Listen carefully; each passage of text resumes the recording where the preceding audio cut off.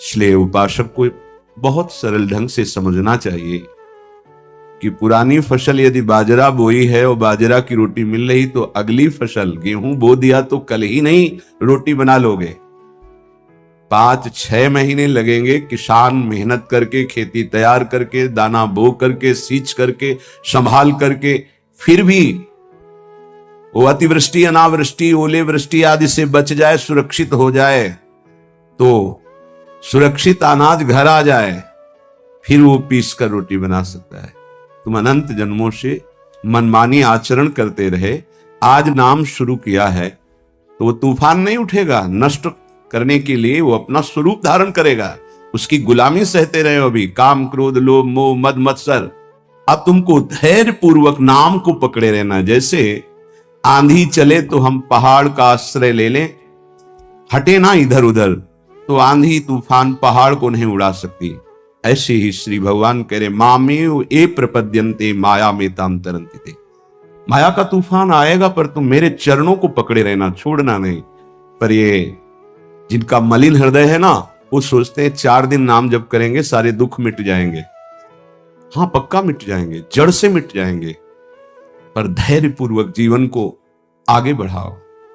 भगवत विमुख होने से तुम्हारा अमंगल ही अमंगल है, भगवत सन्मुख होने पर मंगल ही मंगल है। थोड़ा धैर्य धारण करो, तुम्हारी ये फसल तैयार हो जाए, फिर देखना आनंदित हो जाओगे।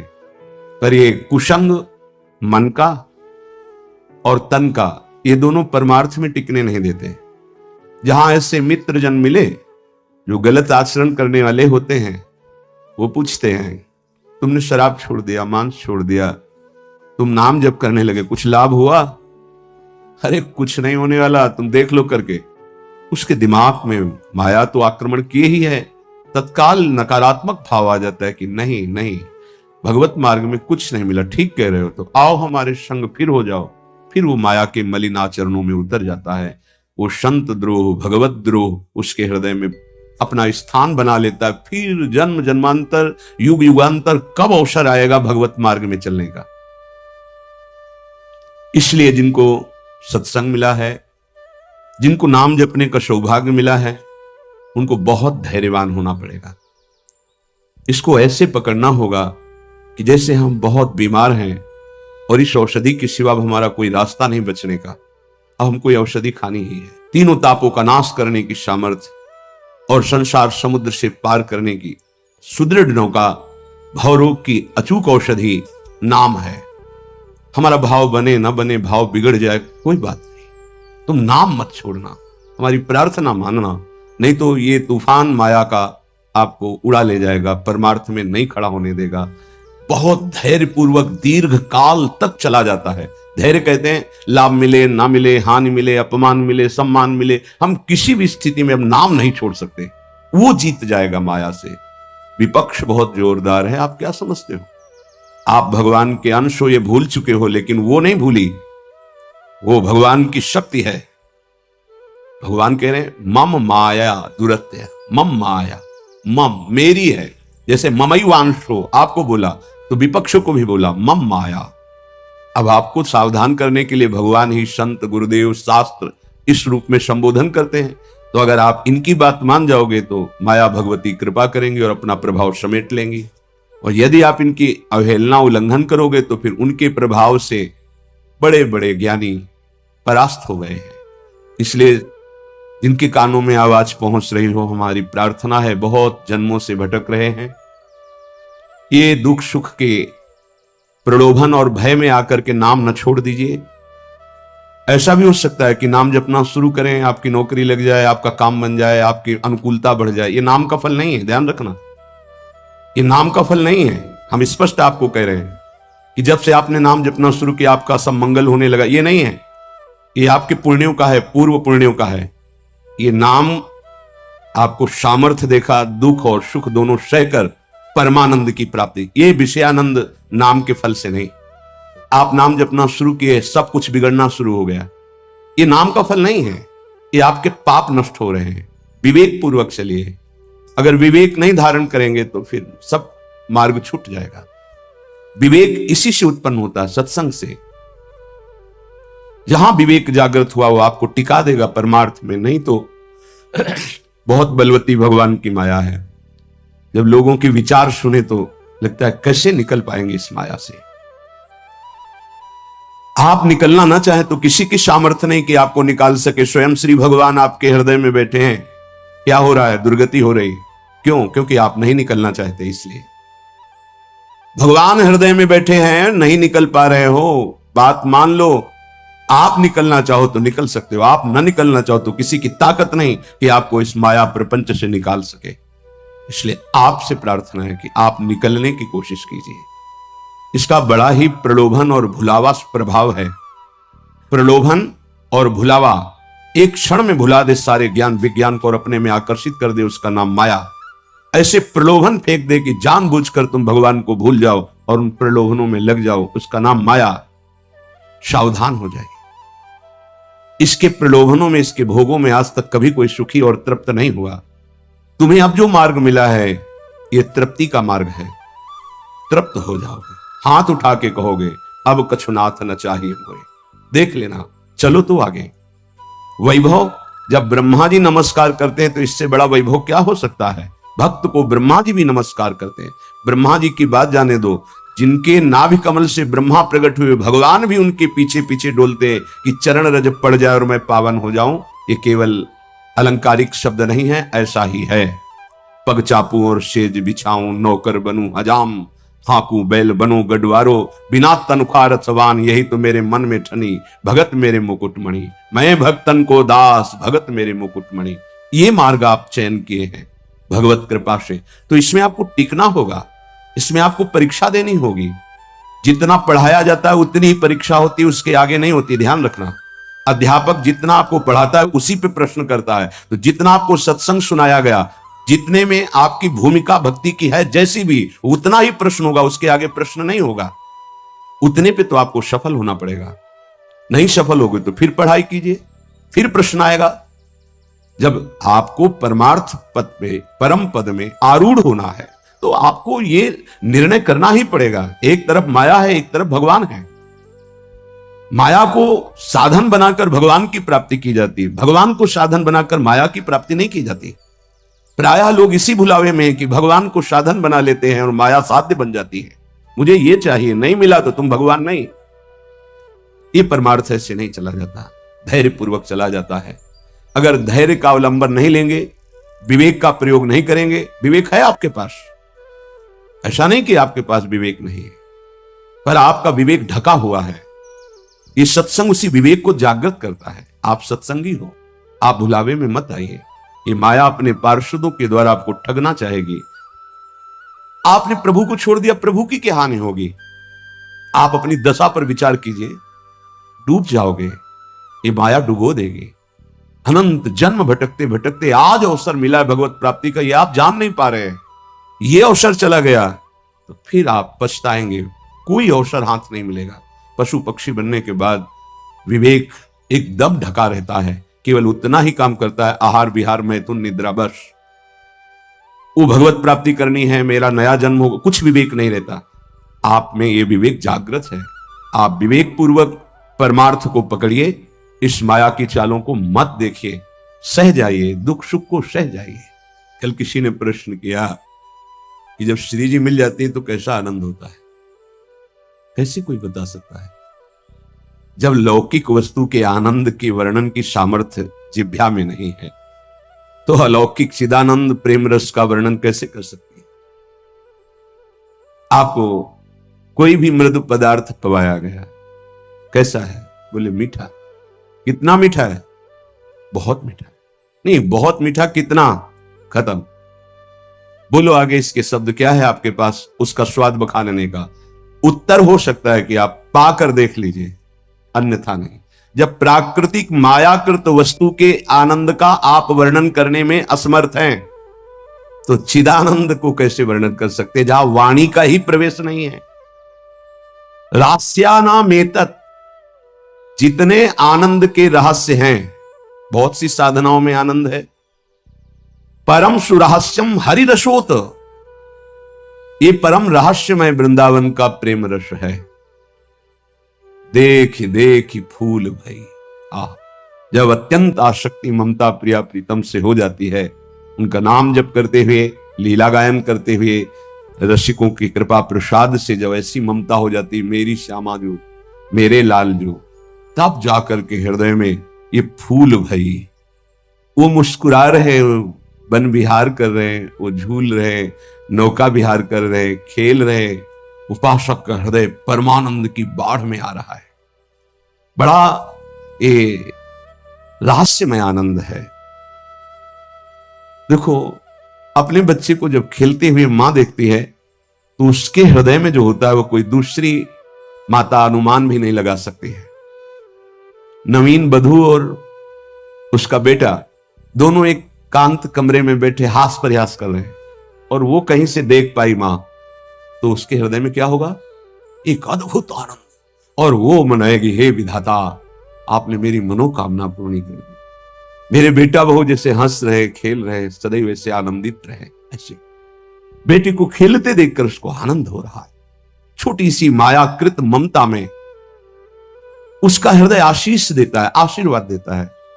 और महाचिदानंद भाव को प्राप्त रसिक जन जब आनंद समुद्र प्रभु और आनंद समुद्र का सार सांद्रानंद घन प्रेम मूर्ति किशोरी जब इनको देखते, जो भगवान शंकर के ध्यान में आ जाए तो उन्माद अवस्था को प्राप्त हो जाते हैं। वो प्रभु और वो प्रिया जो सामने खेल रहे, उस उपासक के आनंद का कैसे कोई वर्णन करे।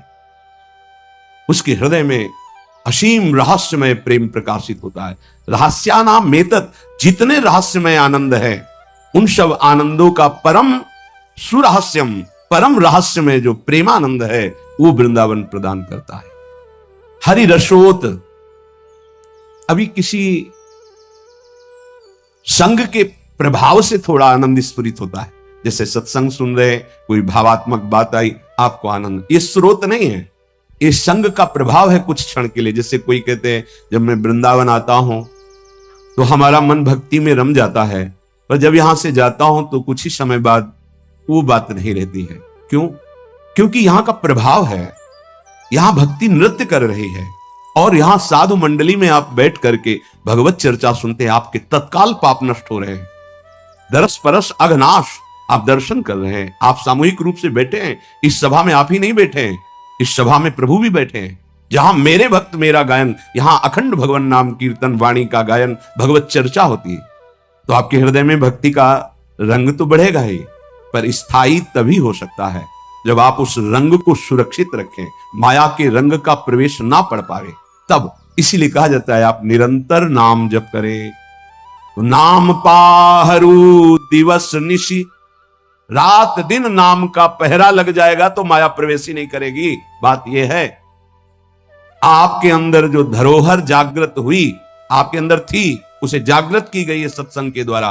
अब आप मलिन ना होने पावे, पर्दा ना पड़ने पावे उस पर, उसके लिए पहरेदार रखना होगा कि अंदर माया प्रवेश ना करे। वो पहरेदार है नाम। नाम पाहरू दिवस निशि, रात दिन पहरा नाम का है। और ध्यान तुम्हार कपाट, प्रभु का ध्यान कर रहे हैं, मानो दरवाजा बंद है, माया प्रवेश नहीं कर सकती। राधा वल्लभ लाल को हृदय ध्यान मुख नाम, तो माया प्रवेश ही नहीं कर सकती। अब आप चिंतन के लिए दरवाजा खुला रखे हैं, इंद्रियों के द्वार, खूब माया का चिंतन स्वतंत्र रूप से कर रहे हैं, नाम को भूले हुए तो दुर्दशा तो हो ही जाएगी। परम आनंद की तरफ बढ़ने के लिए दरवाजा बंद करो इंद्रियों के, और नाम का पहरा बैठा दो। देखते हैं माया कैसे प्रवेश करती है।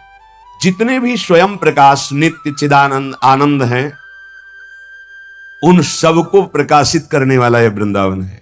यहां तक कि प्रिया प्रीतम को भी अपने प्रेम रंग में रंग देता है वृंदावन।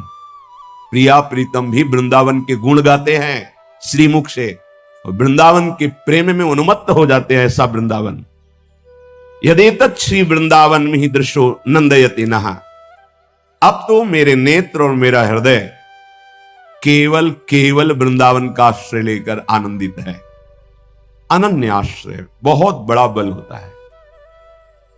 जिसने वृंदावन का आश्रय ले लिया उसके लिए कुछ दुर्लभ नहीं। देखो, एक बार पाप भस्म होने तक आप धैर्य धारण कीजिए। जब तक आपके पाप भस्म नहीं होते तब तक आप धाम नाम रूप लीला का जबरदस्ती आश्रय लीजिए। ये बात हमारी आप समझने की चेष्टा कीजिए। जब आप ये बात नहीं समझते हैं तो आप विचलित हो जाते हैं। अब हमारी तो अश्रद्धा हो रही है, हमारा काम नहीं बन रहा है, तुम नहीं समझते हो।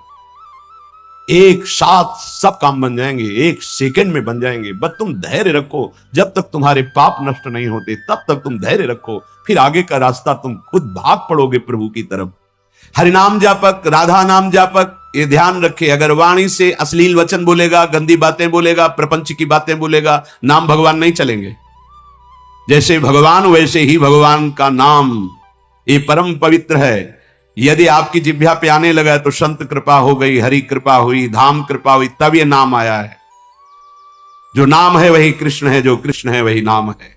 नाम नामी अभेद होते हुए भी नामी से बड़ा नाम, नाम स्वामी नामी सेवक। जहां नाम रूपी स्वामी पहुंचा वहां नामी सेवक आ ही जाएगा, रुक नहीं सकता। मौनी लोक समागमे, जब ऐसे लोग मिले जो प्रपंची हैं, गंदी बातों में लगाते हैं, तो मौनी लोक समागमे, ऐसे लोक में समागम प्राप्त होने पर मौन हो जाओ, नाम पर ध्यान दो। नहीं, वो नाम छुटाने के लिए माया ने अपने पार्षद भेजे हैं।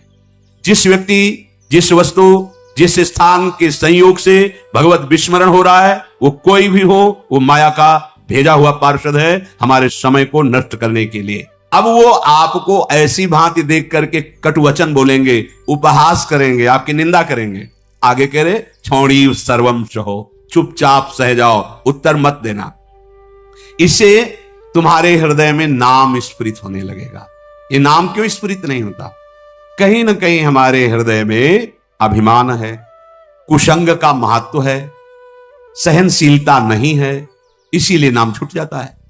अपने को तृण से भी नीचा समझ करके जो चलता है वही नाम को निरंतर जप सकता, अन्यथा नहीं। महाप्रभु चैतन्य देव ने भी कहा है, तृणादपि सुनीचेन। सेवक जी महाराज ने भी कहा है, तृणते नीच अपनपो का है। प्रबोधानंद पाद जी कह रहे, तृणादपि कदा नीचो निवत्स्याम्य हम। मैं अपने को तृण से भी नीच समझकर कब निवास करूंगा वृंदावन में। गुरुदास जी ने भी कहा है, वृंदावन एह विद वसै तज कै सब अभिमान, तृणते नीचो आपको जाने सोई जान। वही वृंदावन का महामहिम स्वरूप जान पाएगा जो अपने को तृण से भी नीच समझता है। यदि हम अपने को सबसे नीच समझकर तो महान बन जाओगे। ये महान बनने का तरीका है। जो अपने को महान समझता है वो कभी महान नहीं हो पाएगा। जो अपने में दैन्यता लाता है वो महान बन जाता है। जैसे जहां ढलान होती, खालीपन होता है, वही जल आकर के चारों तरफ से रुक जाता है। ऐसे ही सद्गुण, प्रेम, दैवी संपदा ये उसी के हृदय में आके विराजमान होती है जिसका हृदय दैन्य होता है। अमानी ना मान दिन, दूसरों को मान देना, स्वयं अमानी रहना, हर बात को सहन कर जाना, तनिक भी विक्षेप न मानना, निरंतर नाम जप करना, दैन्य भाव रखना, सुमति बढ़ाने के लिए परिस्त्री संग नहीं करना, ऐसे पुरुषों का संग नहीं करना जो हमारे हृदय की निष्ठा को भोगों के लिए प्रेरित कर दें। अगर हम प्रपंच की बातें करेंगे, अश्लील बातें करेंगे तो नाम नहीं चल पाएगा, वाणी अशुद्ध हो जाएगी। एक बार कृपा हुई है, नाम सुनने को मिला है, जपने का भाव बन रहा है, अब सावधान रहोगे तो जब प्रारंभ हो जाएगा, फिर होने लगेगा। असावधान हो जाओगे तो कई जन प्रश्न करते हैं कि पहले तो चलता था, बंद हो गया, असावधान हो गए, कुमति बढ़ गई, मलिनता आ गई, इसलिए नाम भगवान अंतर ध्यान हो गए। अगर आप आदर सहित नाम जपोगे, अपने में दैन्य भाव रखोगे, प्रपंच की वार्ता करने से डरो, कोई वाणी से ऐसी बात न निकले जिससे नाम भगवान नाराज हो जाए और हमारी जिह्वा से अंतर ध्यान हो जाए। बहुत दैन्य भाव रहे तो ऐसे वचन निकलेंगे ही नहीं। ऐसा कोई संग, ऐसा कोई पदार्थ जो हमारे भजन को रोक दे, सावधान रहो। वो पदार्थ भी हो सकता है, वो व्यक्ति भी हो सकता है, वो हमारा समागम किसी भी स्थान से भी हो। ऐसे स्थान पे जाना, ऐसे वस्तु से का सेवन करना, व्यक्ति से मिलना जो हमारा भजन छुटा दे, नहीं नहीं।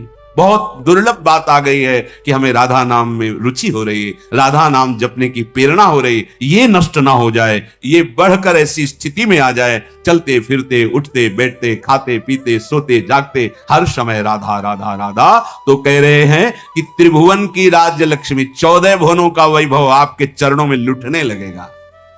श्वसन, श्वास प्रश्वास पे ध्यान रखते हुए कोई श्वास प्रश्वास खाली ना जाए। श्वास का खींचना और श्वास का निकालना, इन दोनों में अधिक से अधिक राधा राधा राधा स्मर और हृदय से स्मरण, 14 भुवनों का वैभव तुम्हारे चरणों में लुटने लगेगा।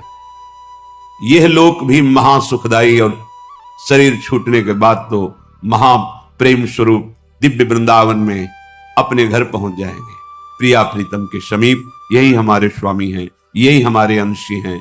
परम विश्राम इन्हीं के समीप मिलेगा। मायाकृत शरीर संबंधों के कारण प्रिया प्रीतम पराये लगते हैं और ये शरीर और शरीर संबंधी भोग और शरीर संबंधी रिश्ते नाते ये अपने सत्य लगते हैं। यही माया का भ्रम है।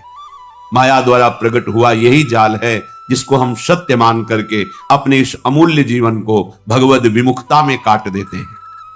अगर वैभव ही चाहिए, इस लोक और परलोक में सदा मंगल और सुख चाहिए, तो श्रीपाद आज्ञा कर रहे सदैव बोलते हुए, चलते हुए, बैठते हुए, सोते हुए, श्वास प्रश्वास कार्य करते हुए या विश्राम स्थिति में हर समय राधा राधा राधा राधा। वृंदावने बिना वृंदावन की कृपा के राधा नाम में प्रीति नहीं हो सकती। ये आगम निगम पुराणों में गुप्त महारस है, राधा नाम सुधारसम। यदि आपने राधा राधा चलते फिरते उठते बैठते तो आपको इस लोक परलोक या परब्रह्म परमात्मा तत्व का ज्ञान या भगवत प्रेम या परम धाम में नित्य स्वरूप में स्थित होकर श्री श्यामा श्याम के समीप कुछ भी दुर्लभ नहीं है। हम चाहते हैं अधर्म आचरण करके, छीन झपट करके, हिंसा करके, बलपूर्वक धन, वो तुम्हारा पतन करा देगा। धर्म पूर्वक चलो। क्या चाहिए तुम्हें? परम धन राधा नाम तुम्हारे पास, जो चाहो ले लो। देखो, विदेश का डॉलर हो तो अपने यहां ज्यादा पैसे में शायद 1 और 80 का लगभग अंतर आए, ऐसा है। और राधा नाम परम धन, पूरे त्रिभुवन की राज्य लक्ष्मी में एक राधा नाम, बराबरी नहीं। समझो आप, अगर अमेरिका का आपको डॉलर मिले तो $1 यहां का 80 रुपया हो गया ना। और निकुंज का अगर परम धन मिले राधा नाम, तो मायाकृत त्रिभुवन की राज्य लक्ष्मी एक तरफ और राधा नाम जय को एक तरफ प्राप्त होगा। ये बात बैठ जाए आपके, ये दिमाग में नहीं बैठती। दिमाग में रहता है तो कहने सुनने की बातें हैं। और फिर आप जब नजर करके देखें तो जो भगवत तत्व में स्थित महापुरुष हैं, कौन सा वैभव उनके चरणों में नहीं लुटता? आप उसे जादूगरी समझते हो क्या? तमाशा समझते हो? नाटक समझते हो क्या? नहीं, ये राधा नाम का चमत्कार है। संपूर्ण विश्व तुम्हें प्यार करने लगेगा। ना आपके हृदय में जलन होगी, ना आपको विषाद होगा, ना भय होगा। एक अद्भुत आनंद। और जब शरीर छूटेगा तो दिव्य पालकी में सहचरियों के साथ प्रियाजू के यहां स्वागत होगा। आओ, अनादिकाल से भटके हुए हमारे हो, आओ अब अनंत काल तक महासुख भोगो, जहां दुख की निशानी ही नहीं है। परमानंद ब्रह्मानंद जिसे कहा गया, वो ठाकुर जान लुभायमान है। ऐसा है नवनिवृत्त निकुंज, जहां हमारी लाडली जू को दुलार लाल जो सहित समस्त सहचरियां करती रहती है। बस अपना अभ्यास बनाना है। उठते बैठते चलते फिरते खाते पीते सोते जागते राधा राधा। कितना सहज सरल अमृतमय और महामहिम स्वयं हरि जपते हैं, स्वयं हरि जपते हैं। देखो ना अपनी स्थिति को। श्रीपाद हमारे मनों को पढ़ करके कह रहे, हे भाई देखो कितनी पतित वृत्ति है, कितना गंदा सोचती है। देखो तुम अनाथ हो, तुम्हारा कोई सहयोग देने वाला नहीं। अगर कोई हाथ मिला रहा है तो कोई स्वार्थ है, इसलिए यहां निस्वार्थ केवल भगवत प्रेमी महात्मा या श्री भगवान, स्वार्थ रहित जग जुग उपकारी, तुम तुम्हार सेवक असुरारी। प्रभु श्री हरि या हरि प्रेम में मत वाला संत, इसके सिवा कोई भी तुमसे अगर बात भी करेगा तो कोई स्वार्थ होगा। बिना स्वार्थ के तुम अनाथ हो, तुमसे कोई प्यार करने वाला नहीं। दीनानाथ अनाथों के नाथ, नाथ अनाथन हित समर्थ मोहन श्री राधा। सी प्यारी जू प्यारे जू, ये अपने जैसे अनाथों को ऐसी सामर्थ्य प्रदान कर देते हैं कि फिर किसी के सहयोग की, मित्रता की हमारे अंदर आवश्यकता ही नहीं रहती, चाह ही नहीं रहती। हमारी मति कुमति में बदल गई है, और जहां कुमति तहां विपत्ति निदा। बहुत सी विपत्तियां घेर लेती हैं, और जहां सुमति तहां संपत्ति नाना। और सबके हृदय में ये सुमति और कुमति रहती है। कोई ऐसा नहीं जिसके हृदय में सुमति ही केवल हो या कुमति हो, नहीं, सुमति कुमति सबके उर राही। यदि कुसंग मिल गया तो कुमति बढ़ गई, कुमति बढ़ गई तो फिर अधर्माचरण बढ़ जाता है, और अधर्मी को धर्मशास्त्र और संतों की बातें जलन पहुंचाती हैं, अच्छी नहीं लगती, इसलिए वो निंदा करने लगते हैं, इसलिए कहते हैं सब पाखंड है, सब नाटक है, ऐसा बोलने लगते हैं, क्योंकि उनकी मति कुमति है। और जो सुमति परायण है तो विविध प्रकार की लोक परलोक की सुख सामग्री उसको घेर लेती है। जहां सुमति तहां संपत्ति नाना। सबसे बड़ी सुमति की पहचान भगवदाश्रय, भगवान नाम जप, उठते बैठते चलते फिरते तो केवल श्री भगवान रहेंगे तो बीच में जो कुछ है वो सब श्री भगवान ही बने हुए हैं। वेद कहता है एकोहम बहुश्यामः, मैं एक बहुत रूपों में हो जाऊं, ऐसा परमात्मा ने संकल्प किया तो वही परमात्मा स्त्री बन गया, पुरुष बन गया, जड़ बन गया, चैतन्य बन गया, अच्छा बन गया, बुरा बन गया। भगवान कह रहे हैं अय प्रीतम, अय प्यारे, तूने कामना की स्त्री की तो मैं स्त्री बन गया। जो जो तू कामना करता है मैं वही पदार्थ बन जाता हूं, वही व्यक्ति बन जाता हूं, वही वस्तु बन जाता हूं। इसलिए तुझे कह रहा हूं कब तक तू कामना करता रहेगा मेरे को भूल करके, इसलिए मेरा स्मरण कर और कामनाओं का त्याग कर, तो मैं तेरे समीप ही हूं, तुझे ऐसा अनुभव हो जाएगा। जिस देह से तू ममता करता है, इस ढांचे से, पांच भौतिक शरीर से, तू देह नहीं है। चाहे जो कोई कितना विद्वान हो, बुद्धिमान हो, कोई 50 वर्ष से शरीर में रह रहा है, कोई 40 वर्ष से रह रहा है, कोई 30 वर्ष से रह रहा है। पूछो तुम अपने को जानते हो? बड़े बुद्धिमान बनते हो, बड़े ज्ञानी बनते हो, अपने को जानते हो? तो कहेगा हाँ जानते, मैं अमुक जगह जन्म लिया हूं, मैं अमुक। नहीं, ये तो देह का परिचय दे रहे हो, ये तो ढांचे का परिचय दे रहे हो। जो 3.5 हाथ का ढांचा है तुम्हारे हाथ से, इसका तुम परिचय दे रहे हो। इसमें जो तुम रह रहे हो वो कौन हो? उत्तर नहीं है। तुम कौन हो? तो अपना नाम बता देगा, मेरा अमुक नाम। नहीं, ये देह का संबोधन है। मैं अमुक रूप रंग का हूं, ये देह का संबोधन है। तुम कौन हो? अब चुप हो जाएगा। बस यही बात जान ले तो परमात्मा प्राप्ति हो जाए। भगवान का चिदानंदमय स्वरूप तुम हो। अपने को भूल करके पुरुष शरीर में तो पुरुष मान लिया, स्त्री शरीर में तो स्त्री मान लिया। अरे ओ मेरी संतान, श्री भगवान कह रहे, इस जड़ देह की ममता से ही तेरा पतन हुआ है। इस शरीर से ममता हटा और मेरे में चित्त को जोड़, तो परिणाम में तू देखेगा कि तू मेरा ही स्वरूप है। सोई जाने जे देह जनाई, जानत तुम्हें हो जाई। अपने सच्चिदानंदमय आत्म स्वरूप का विस्मरण करके तू भोगों में, प्रपंच में, सब में फंस गया। और यही फंसाव अंतिम समय तेरा चिंतन बनेगा और फिर अगला जन्म उसके परिणाम से हो जाएगा। इसलिए तू लौट, इस ममता और आसक्ति को मेरे चरणों में लगा दे, मेरे नाम का कीर्तन कर, मेरा नाम जप कर। नाम चिंतामणि कृष्ण चैतन्य रस विग्रह, पूर्ण शुद्धो नित्य मुक्तो अभिन्नत्वान् मनामिनु। नाम ही भगवान का चिंतामणि है। जो जितना नाम जप करता है, जो चाहेगा वो प्राप्त हो जाएगा। पर नाम पहले पाप का नाश करता है। यहां की जितनी चाहते हैं सब झूठी हैं, सच्ची मान लीजिए। एक कामना की पूर्ति होती है, 2 समस्याएं खड़ी हो जाती है, 2 की पूर्ति होती है, 4 समस्याएं। कब तक हम लगे रहेंगे इसमें? और इसके बाद मृत्यु आ जाती, भारी समस्या, सब छूट गया, फिर नई दुकान, नया मकान, नई विद्या, नया ज्ञान। कब तक भटकते रहेंगे? अनादिकाल से हमारा जन्म होता रहा, हर जन्म में मांगते रहिए मेरा परिवार है, हर परिवार छूटता रहा। अब हम कम से कम मानव देह जो मिला है इसे आखिरी कर ले।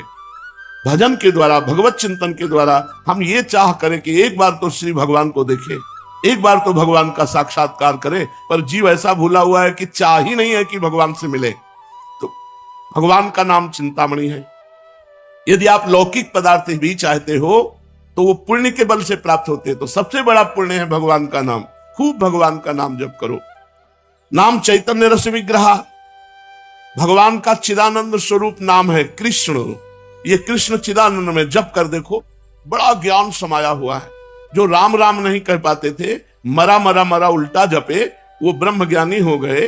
वो भगवान के पावन चरित्र को रचा वाल्मीकि रामायण में। अगर हम सीधे राम राम जप रहे हैं, राधा राधा जप रहे हैं, तो हमें कौन सा ज्ञान नहीं प्राप्त हो जाएगा? चैतन्य रस विग्रह, पूर्ण शुद्ध, नित्य मुक्तो अभिन्न स्वान नाम नामिनो।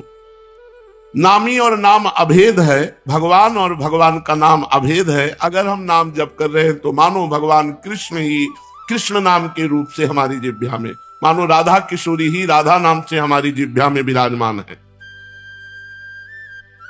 अरे शरीरधारी, तू केवल नाम ले, किसी रोग में इतनी बड़ी सामर्थ्य नहीं कि तुझे परास्त कर सके। सच्ची कहता हूं, अगर भगवान नाम का आश्रय ना हो तो दुर्गति हो जाए। ये नाम की महिमा से तुम्हें कह रहे हैं, कोई भी बड़े से बड़ा रोग उसे परास्त नहीं कर सकता जो भगवान का नाम जप कर रहा है, जो भगवान की भक्ति से युक्त है, जो भगवान के आश्रय से। और शोक, चाहे सब कुछ नष्ट हो जाए तो भी भगवान का नाम जप करने वाले के हृदय में शोक नहीं होता। दुख ज्वाला, हमने देखा कि जब हमें अधिक पीड़ा होती तो किशोरी जो हमें अधिक सुख देती है, इतना आनंद अंदर से दे देती है कि बाहर शरीर का दुख हमें पीड़ा नहीं पहुंचा पाता। यदि आप दुख से बचना चाहते हो तो भगवान नाम का निरंतर रटन करो, नहीं तो ये संसार ऐसा है, इतनी ओवर थिंकिंग बढ़ती चली जाएगी कि आपको डिप्रेशन में पहुंचा देगी। अगर नाम जप नहीं करोगे, सत्कर्म नहीं करोगे, भगवत आराधना नहीं करोगे तो तुम्हारा मन ही तुम्हें क्लेश देने के लिए उतारू हो जाएगा, तुम्हारा मन ही तुम्हें भयभीत कर देगा, तुम्हारा मन ही तुम्हें गंदी आदतों में फंसाकर तुम्हें नष्ट कर देगा। इसलिए भगवान नाम, चाहे वो जो नाम प्रिय हो या गुरुदेव के द्वारा मिला हो, उसे खूब जपिए। जो गतिविहीन है, जो भोगी है, जो रोगी है, जो परद्रोही है, जिसमें न ज्ञान है, न वैराग्य है, न भक्ति है, जो धर्माचार शून्य है, यदि वो भी केवल नाम जप करने लगे, कुछ नहीं है अध्यात्म का, शरीर भी पीड़ा युक्त है, मन भी पीड़ा युक्त है, और अगर नाम जप करना शुरू कर दे तो समस्त पीड़ाओं से मुक्त हो जाएगा। देख लो जप करके, कोई भी रोग, शोक, पाप, ताप, साप उसको व्यापता नहीं है जो भगवान के नाम में रत रहता है। बस नाम जपना कठिन है, मन नहीं लगता नाम जपने में, इसमें रुचि नहीं होती। अगर हो जाए तो लोक परलोक के सारे सुख तुम्हारे चरणों में रहेंगे और जीवन परमानंद में हो जाएगा। मृत्यु का भय खत्म हो जाता है। भगवान के भक्त की मृत्यु कैसे होती है? जैसे विशाल गजराज हाथी के गले से फूलों की माला टूट जाए, उसे पता भी न चले, ऐसे भगवान के भक्त की मृत्यु होती। नहीं तो जन्मत मरत दुसा दुख होई, बड़ा भयानक दुख होता है मृत्यु के समय, और मृत्यु आने के पहले न जाने कितने दुख पीड़ा पहुंचाते हैं। इसलिए सबसे प्रार्थना है, जितना बन सके अधिक से अधिक भगवान का मंगलमय नाम जप करो। अरे वो प्रीतम, मेरा नाम बड़ा मीठा है, बस तुम निरंतर लो। नाम मीठा है, हमें मीठा नहीं लगता। तो जैसे पित्त बढ़ जाए तो मिश्री मीठी होती है, पर मुंह में डालो तो कड़वी लगेगी क्योंकि पित्त बढ़ रहा है, और उसी मिश्री को रोज नियम से खाओ तो पित्त का समन हो जाएगा और मिश्री मीठी लगने लगेगी। ऐसे ही हमें अविद्या रोग लग गया है, हमारा अज्ञान बढ़ गया है, भोग वासना बढ़ गई है, तो हमें राधा नाम सुधा रसम रसी तुम, जो राधा नाम अमृत है, अच्छा नहीं लगता। लेकिन भगवान नाम एकांत शांत बैठकर जप करने में नहीं लगेगा। अगर आप जपने लगो तो अविद्या का नाश हो जाएगा। जैसे मिश्री नियम से पाओ तो पित्त का समन होकर मीठी लगने लगेगी, ऐसे ही भगवान नाम मीठा लगने लगेगा। जिसको भगवान नाम मीठा लगने लगा, मानो भवरोग नष्ट हो चुका है। अब प्रेम उसके हृदय में जागृत होगा और वो सतरति सतरति सा लोकांत तारयति, वो स्वयं तर जाएगा, स्वयं तर जाएगा, लोगों को तार देगा। भगवान का भजन करने वाले में अपार सामर्थ्य होती है। तुकाराम जी महाराज इसी शरीर से विमान आया, भगवान के विमान में बैठकर भगवत धाम को गए। ये नाम का प्रताप। वो इतने नाम प्रेमी थे, हर समय नाम जप करते थे, विठ्ठल विठ्ठल विठ्ठल। महाराष्ट्र में भगवान विठ्ठल रूप से विराजमान है। वो जहां चरण रख देते वहां की भूमि बोलती विठ्ठल विठ्ठल विठ्ठल। ऐसा उनका निरंतर नाम जप का प्रभाव था, और बड़े चमत्कार नाम जप से। वीर शिवाजी महाराज दर्शन करने के लिए तुकाराम जी के पास गए, तो संत दर्शन की एक मर्यादा है कि आप अपने वैभव को ना दिखाएं, वहां दैन्य भाव से जाएं। तो राजा होते हुए भी शिवाजी ना सिर पर पाग, ना चरणों में पादुका, हाथ जोड़कर सादी पोशाक पहनकर, और 2 अंगरक्षक वो भी गेट में छोड़ दिए, अकेले जाकर तुकाराम जी के चरणों में प्रणाम किया। तुकाराम जी केशव विठ्ठल विठ्ठल विठ्ठल, माधव विठ्ठल विठ्ठल विठ्ठल, वो कीर्तन में मगन थे। इतने में मुगल सैनिकों को पता चला कि शिवाजी बिना सैनिकों के तुकाराम जी के पास गए हैं। उन्होंने सोचा बहुत अच्छा अवसर इनको बंदी बना लेने का। गुप्तचर लगे हुए थे, तुरंत सूचना मिली तो जो अंगरक्षक गेट में खड़े थे वो अंदर गए और कान में लगकर शिवाजी से कहा कि मुगलों को पता चल गया है कि आप यहाँ आ गए हैं, तुरंत यहाँ से हट जाइए, नहीं तो आपको बंदी बना लेंगे। शिवाजी ने कहा बाहर जाओ। तुकाराम जी की तरफ देखा, उनका विठ्ठल विठ्ठल विठ्ठल, बैठे रहो, और वो भगवान नाम कीर्तन कर रहे हैं। देखो नाम कीर्तन का अमोघ प्रभाव। मुगल सेना आई पूरी, अंगरक्षक तो गुप्त रूप से हो गए, वो मंदिर में गए, केवल तुकाराम जी ही दिखाई दिए, वहां शिवाजी दिखाई ही नहीं दिए। मुगलों की आंखों में शिवाजी दिखाई नहीं दिए, सामने बैठे रहे, हिले नहीं, निर्भय होकर के। पूरे मंदिर में ढूंढा, जब नहीं मिले तो उनका गलत सूचना मिली और वो वापस चले गए। और वो वैसे ही कीर्तन में बैठे रहे, तुकाराम जी कीर्तन कर रहे, सामने शिवाजी, लेकिन कोई मुगल शिवाजी को नहीं देख पा रहे, मुगल सैनिक। ये भगवान नाम का अद्भुत चमत्कार। जो भगवान नाम का जप करते हैं उनमें अपार सामर्थ्य होती है। एक बार कबीरदास जी को जो मुगल सम्राट था उसने बंदी बना लिया। उनकी मां को कुछ विद्वान जनों ने कि तुम्हारा लड़का देखो राम राम कहता है, उचित होगा कि वो अपने धर्म का नाम उच्चारण करे, इसलिए तुम बादशाह से यदि कह दो तो वो तुम्हारे धर्म की बात मानेगा। वो बूढ़ी माँ, उनको समझ में आया कि ठीक बात कह रहे हो। बादशाह से विद्वानों ने निंदा करके कबीरदास जी के लिए विपरीत भावना भर दी, बंदी बना लिए गए कबीरदास जी। तो इनसे कहा कि तुम इस नाम को छोड़ो। उन्होंने कहा नहीं, जो लगन लग गई अब वो छूटने वाली नहीं, तो उनका ऐसे हाथी से रौंदा दो। तो कबीरदास जी के दोनों हाथ ऐसे जमीन पे रखकर बांध दिए गए, खूंटे में ऐसे ऐसे गाड़कर रस्सी से ऐसे बांध के, और सामने से मतवाला हाथी दौड़ाया गया। तो हाथी जो ही आता तो बस जब 4 कदम दूर रह जाता तो बड़ी जोर से चिघार कर वापस लौट जाता। बादशाह ने कहा क्यों हाथी रौंदता क्यों नहीं? महावत से कहा। महावत ने कहा कबीरदास की जगह में एक बबर शेर दिखाई देता है, इसलिए हाथी वापस आ जाता है। बादशाह ने कहा तुम झूठी बात कहते हो, मैं स्वयं चढ़कर देखूंगा। और जब हाथी पर सवार हुए और जे ही उनको रौंदने के लिए आगे बढ़ाया तो देखा बबर शेर, तो वापस आती भगवान नरसिंह स्वयं वहां प्रकट हो गए अपने नाम जापक की रक्षा के लिए। फिर दूसरी चाल चली, कबीरदास जी को जैसे प्रहलाद जी को होली में दहन किया, ऐसे कबीरदास जी को जलाने का प्रयास किया। पूरा लकड़ियों का ढेर लगा दिया, बीच में कबीरदास जी को विराजमान कर दिया और आग लगा दी। राम राम राम राम राम, एक भी रोमा नहीं झुलसा, पूरी लकड़ियां भस्म हो गई कबीरदास जी। ये कथा हमको पुष्टता प्रदान करती है कि हमें किसी भी दुख में, किसी भी संकट में कोई भी माया के काम क्रोध लोभ फंसा ना सके। हम भगवान का नाम जप करें, नाम में अपार सामर्थ्य है। ओ प्रीतम, तेरे सब दुख दूर करने के लिए मेरा नाम समर्थ है। तू नाम ले, केवल चिंता मत कर, मैं तेरे भीतर बाहर सब कुछ देख लूंगा। भगवान कहते हैं भीतर तुम्हारे विकारों को मैं देख लूंगा और बाहर तुम्हारे विरोधियों को देख लूंगा, तुम केवल मेरा नाम जप करो। कितने कृपालु भगवान हैं। जो संपत्ति शिव रावण ही, दीन दिए दसमाथ, सोई संपदा विभूषण ही, सकुच दीन रघुनाथ। मस्तक काट काट करके भगवान शंकर को प्रसन्न करके लंका प्राप्त की थी रावण ने। भगवान की शरण में गए तो जाते ही समुद्र का जल लेकर भगवान ने अभिषिक्त कर दिया और लंकेश कहकर विभूषण को संबोधन किया। जो संपदा इतनी बड़ी तपस्या की रावण ने अपने सिर काट के भगवान शिव को दिए, वो सकुच करके रघुनाथ जी ने विभीषण को दी। ऐसा कृपालु भगवान का स्वभाव है। कह रहे तेरे भीतर बाहर मैं सुख प्रदान करूंगा, तेरे भीतरी शत्रुओं को, बाहरी शत्रुओं को मैं देख लूंगा। जब भगवान कह रहे हैं तो अपने को क्या परेशानी? अपने को तो केवल नाम जप करना है और अपने कर्तव्य कर्म को करना है। आप जो भी कर्तव्य कर्म करते हैं वो भगवान की पूजा हो जाएगी यदि नाम जप करते हुए करें, भगवान का स्मरण करते हुए करें। देख, तू बीच बीच में मेरे को देखकर पुलकित हो जाएगा। जब नाम जापक खूब नाम जप करता है तो उसे भगवान के दर्शन होने लगते हैं। वो जिधर देखता है उसे भगवान श्याम सुंदर मुस्कुराते हुए नजर आते। ये कथा नहीं है, ये जीवन है। आप अपने जीवन को भगवान को समर्पित कीजिए और नाम जप कीजिए, देखिए आपको भगवान का दर्शन होता है कि नहीं।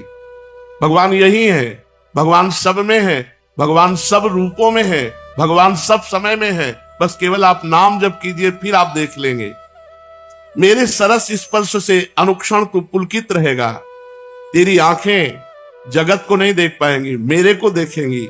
इसलिए आनंदमय मैं तुझसे सत्य कह रहा हूं, तू केवल मेरा नाम जप कर। अरे अपने को तू भूल गया है, तू मेरा बच्चा है। भगवान कह रहे तू मेरा अंश है। ममैवांशो जीवलोके जीवभूता सनातना, मना कष्टानेन्द्रियाणि प्रकृतिस्थानि कर्षति। मन और 5 ज्ञानेंद्रियों के चक्कर में फंस करके तू अपने को भूल गया। हमारा जो स्वरूप है वो भगवत स्वरूप, हम भगवान के अंश हैं। तो चाहे 1 चम्मच गंगा जल लो तो गंगा जल, 1 टैंकर लो तो गंगा जल, गंगा जल है जैसे, ऐसे हम भगवान के अंश हैं। तो भगवान पूर्ण है, तो पूर्ण का अंश पूर्ण ही होता है, हम भगवत स्वरूप ही है।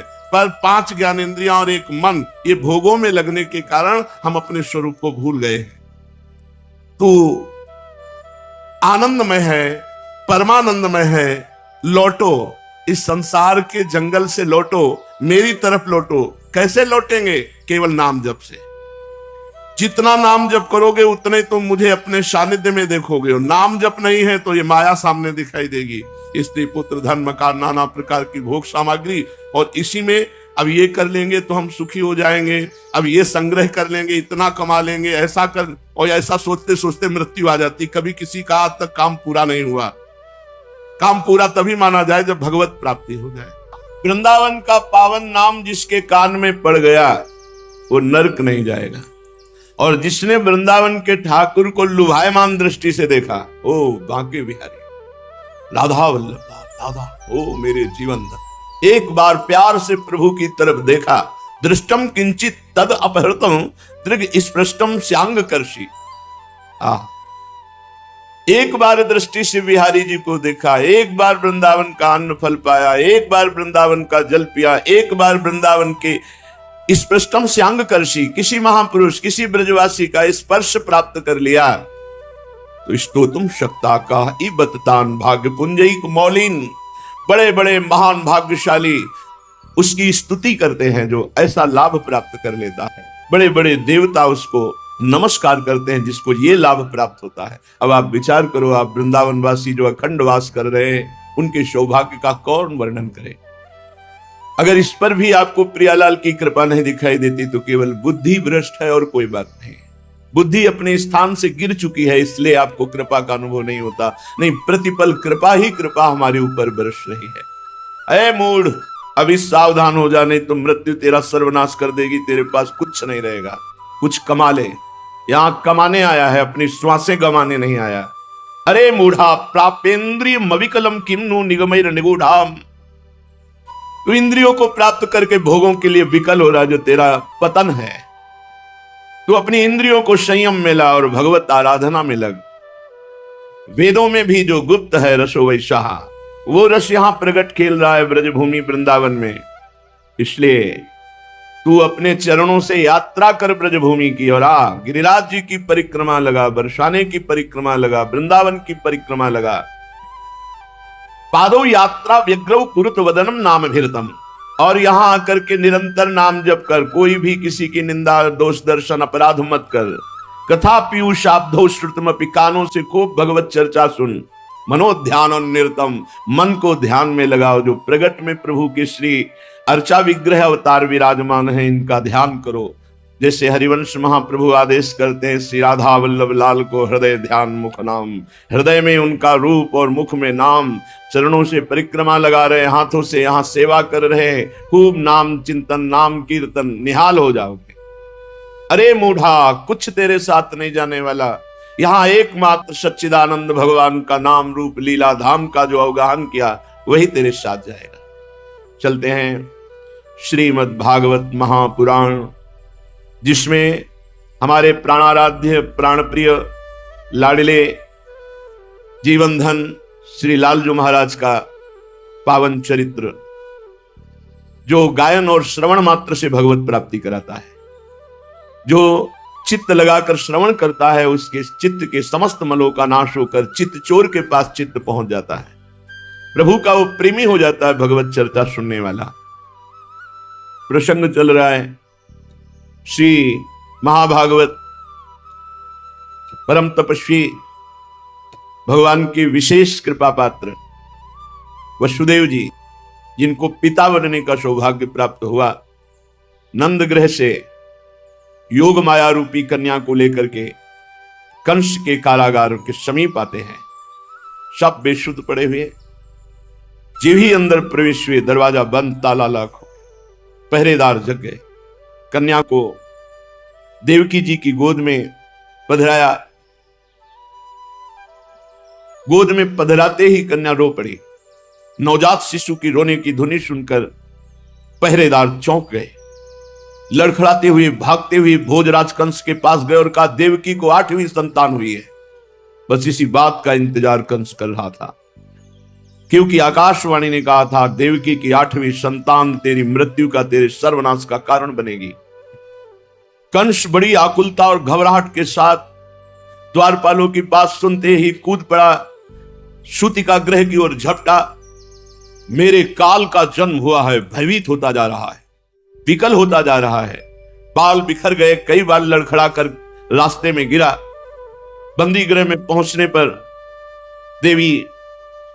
देवकी जी ने देखा, ये राक्षस आ रहा है जो हमारे हर